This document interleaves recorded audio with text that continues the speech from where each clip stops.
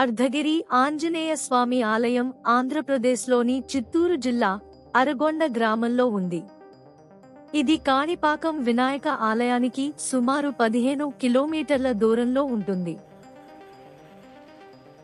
అరగొండలో వెలసిన అర్ధగిరి వీరాంజనేయ స్వామి దేవాలయం ఒక అద్భుతమైన పుణ్యక్షేత్రం.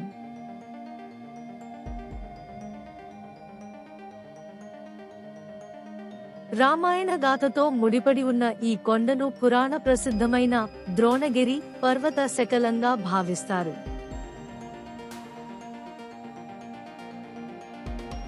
అర్ధగిరి అంటే సగం కొండ అని అర్థం.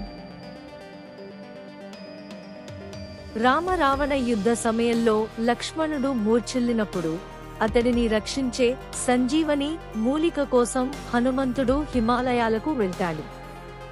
ఆ మూలికను గుర్తించలేక ద్రోణగిరి పర్వతాన్నే పెకలించుకుని లంకకు బయలుదేరుతాడు. హనుమంతుడు ఈ ప్రాంతం మీదుగా వెళ్తున్నప్పుడు ఆ పర్వతం నుండి ఒక భాగం ఇక్కడ జారిపడిందని పురాణాలు చెబుతున్నాయి.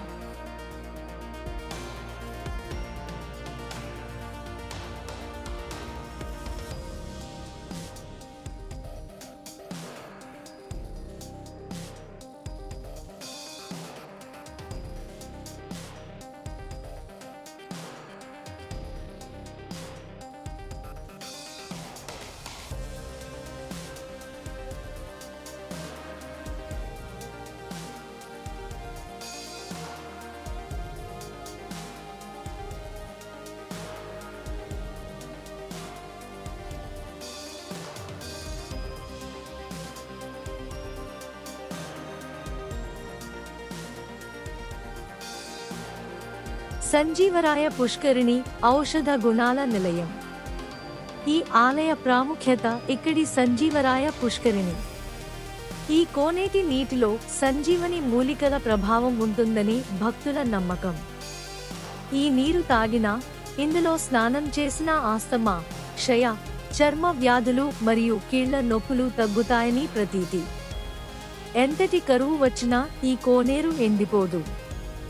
విచిత్రమేమిటంటే ఈ నీటిని సీసాల్లో నిల్వ చేసినా ఎన్ని ఏళ్లైనా పాడవదు, వాసన రాదు.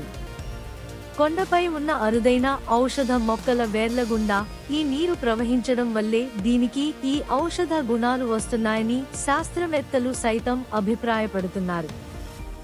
ఇక్కడి ఎర్రటి మట్టికి కూడా వ్యాధులను నయం చేసే శక్తి ఉందని భక్తులు నమ్ముతారు. దాదాపు 300 ఏళ్ల చరిత్ర కలిగిన ఈ ఆలయం ద్రావిడ నిర్మాణ శైలిలో ఉంటుంది.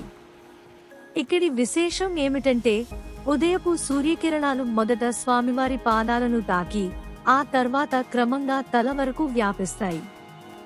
అంటే సూర్య భగవానుడే స్వయంగా హనుమంతునికి నమస్కరిస్తున్నట్టుగా ఉంటుంది.